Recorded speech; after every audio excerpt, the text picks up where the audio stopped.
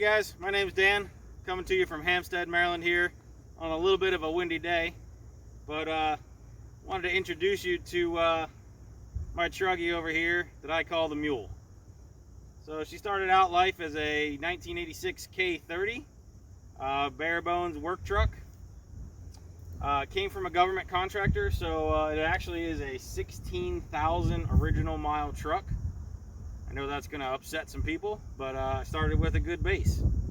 So we're going to move on. I'm going to do a little walk around of the truck and show you some of the modifications I've done. All right, so let's do a little walk around here, and I'll tell you a little bit of history on the truck. So like I said, 86 K30. When I got the truck, it was a regular cab long bed truck. Had a flatbed on the back of it, aluminum flatbed. It was being used as kind of a runaround truck. Again, when I bought it, it had just over 16,000 original miles on it, and I do have the documentation to back that up. So had a good start. Truck had a couple little issues, but had a strong motor and a strong drivetrain, and that's what I was looking for. So that kind of kicked everything off. When I found the truck, I knew from the beginning that I wanted to turn it into an off-road truck, but kind of exploded from there. Intended it to stay on leaf springs in the rear, just make a nice wheeler out of it, but it eventually evolved into what you see here today. So it took about 6 years to finish it. It was just finished about a year ago. When I started this project, I did know how to weld. Wasn't great at it. Also did a little bit of metal fab, but learned a lot along the way during this truck, and really enjoyed every bit of it. There was some hard times and some redos, but it was a great experience. So let's talk about some of the specs. So the engine is the factory 6.2 diesel. To that engine, I have added a 6.5 turbo. So we'll show some underhood shots here in a little bit. Again, nothing has ever been done to the motor as far as the bottom end of the heads. Heads have never been off.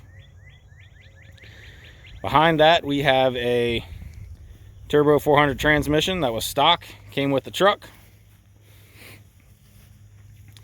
And then behind that, we have an Atlas 4-speed case. It's a custom billet aluminum case.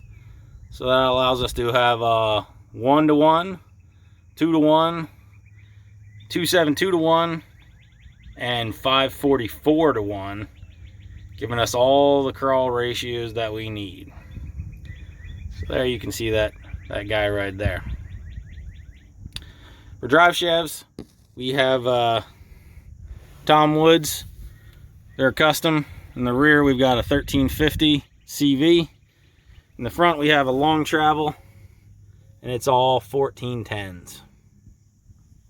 You can see here we got a full flat belly skid. It's a 1/4 inch thick steel, so we don't have to worry about getting hung up on anything underneath here. Moving up here to the front axle. This is the stock Dana 60 that came in the truck. Of course, it's not stock any longer. So this axle's been added. We've got a grizzly locker in there. You got full chromoly shafts. We have Yukon super joints for our joints, and at the axle we have Yukon hardcore locking hubs. For the knuckles, we have Reed aftermarket ductile knuckles. We have Artec high steer, and you can see here we've got our full hydro steering here. It's a PSC kit, 2.75 inch diameter steering cylinder, and that is mounted on an Artec truss. Front axle works great, got no issues with it. To be honest, it's pretty bulletproof. Moving to the front suspension here. The front rides on custom ORD leaf springs. So these leaf springs were designed specifically for this truck, and what we had in mind, the truck has about a 5-inch lift on it. We have custom shock hoops, which you'll see when we open the hood, that hold some Bilstein shocks here in the front end.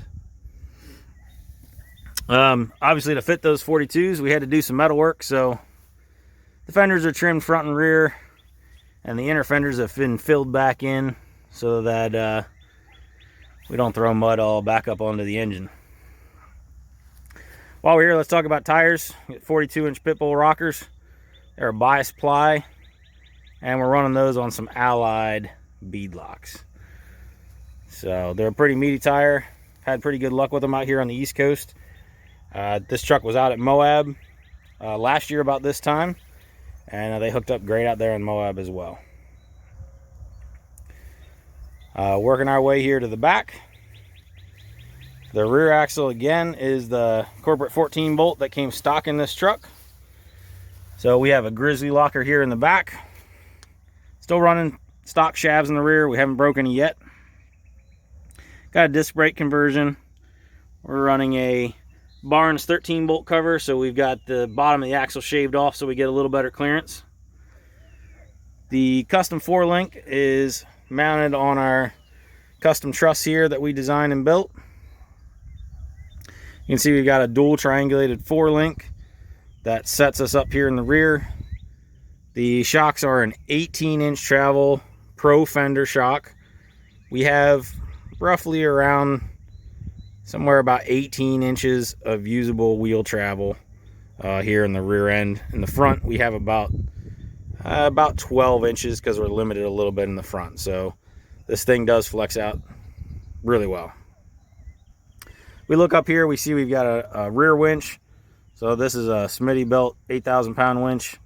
It's set up right now as our suck down winch. So that helps to suck the rear end down if we're going to make a downhill run so that it doesn't unload. And it also doubles as a rear winch if we need to pull somebody out. So this truck does, it is street legal. I do have it plated. She does see a little bit of street time. It's not the best thing to drive on the street, but it does pretty well. It gets around. Let's talk about the exo cage. So the exo cage obviously stands this truck out from other trucks on the trail and anywhere really.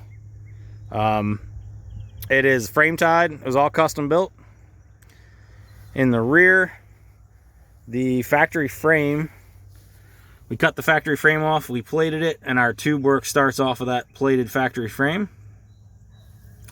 You can see our sliders are also tied in. The lower part of the rear frame here is kind of like a truss. And then we have our sway bar down there. That was makes the truck a lot more predictable on side hills. These air shocks are a little bit prone to unloading when you get on the side hill. So sway bar makes it a lot better, also makes it handle a lot better on the road, but it was designed not to limit our flex. So we don't unhook it, we leave it on when we go off-road, and it still does great. So the rear of the Exo has these closeout panels in here. They were all custom made. They're all custom mounted. All these panels here in the rear are sprayed with Al's liner. It was done here in my shop. In fact, all the paint, all the red paint work was done here. I made a little paint booth in my shop and tented it all off. And believe it or not, it is all rattle cans. So I think it took about 16 rattle cans to paint this cage, not including all the suspension components and stuff like that. So good old Rust-Oleum Professional. But the rear part of the cage here supports our toolbox. We got a 15-gallon fuel cell. Got our spare tire back there.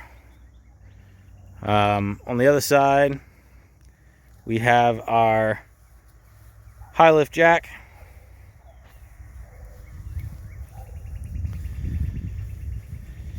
Down here we can see our rock sliders. So the rock sliders are made out of 2x8 by quarter wall rectangle tubing, and they're welded off of kickers directly to the frame. So our exo cage ties into that slider. Ties everything together nicely. So we do have some kickers out here on the side of those, and as you can see, they got some wear on them. Happens here on the East Coast where you have trees. Here on the side we have our ORD tube doors. So these are available from Off-Road Design, and we've modified them to add our second accent bar here so that matches the front of the exo cage there. Moving to the inside. The inside was also sprayed with the Owls liner. So the Owls liner gives us a nice tough finish on here, and it looks great too. Sprayed out real nice, looks real nice. We got a factory dash still. We are running Corbu SS suspension seats, and they are mounted to sort of a mini cage here that houses the seats, and it also has our harness bar right here in the back, and that's tied into the exo, and these kickers down here go directly down to the frame. So again, everything's frame tied. Moving inside here, we have our shifters on our custom shifter plate here. We've got our front axle, rear axle, and our range box, which gives us our ultra low gearing. The middle here is actually a jump seat out of a Silverado. It's actually the same jump seat that's in my Duramax that I tow this thing with. So it gives us a console, which is full of junk. Gives us some cup holders, but it also gives me the option to have a jump seat. I got 2 kids, so if my littlest wants to come with me, I've still got a seat for her. So that was all custom mounting, and that worked out real good.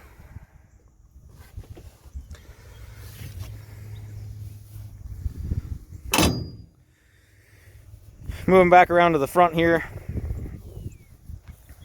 you can see the ORD Off-Road Design bumper. Got some LEDs, got a light bar, got a 10K winch up front.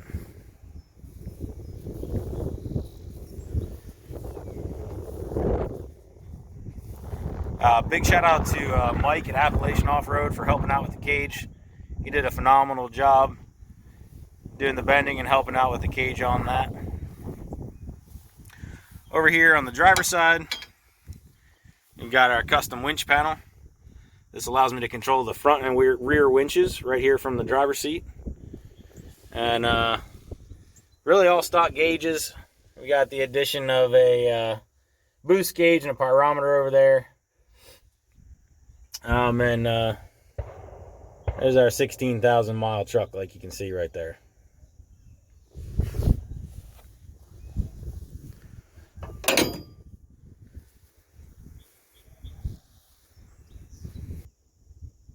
All right, let's take a quick peek here under the hood.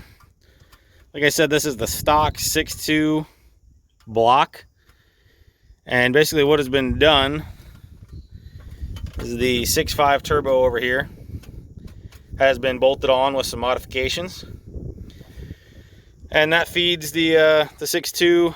The bottom end of this truck bottom end of our heads have not been off ever. So I try and limit the boost to around 10 PSI. Got to watch the EGTs a little bit. But it really woke the truck up, I will say that. Definitely made a big difference. In addition to the turbo off the 6.5, we also have the full serpentine swap on the front end here. And that allows us to run a serpentine belt. It also allows us to run a little bit of a higher flow cooling system in the truck, which helps out. Over here in the silver, we can see the PSC steering reservoir. So that's our reservoir for our full hydro steering.